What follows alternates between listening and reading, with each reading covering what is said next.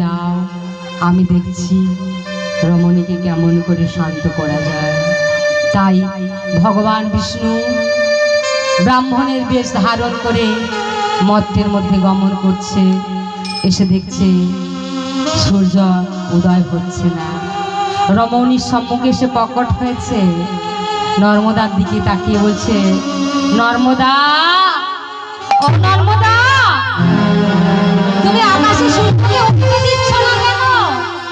তুমি কি জানো না, সূর্য যদি আকাশে সময় মতো না ওঠে, বৃক্ষে বৃক্ষে ফুল ফুটবে না, আকাশে পাখি ডাকবে না, নদীতে জোয়ার ভাটা হবে না, পৃথিবী যে রসাতলে চলে যাবে মা।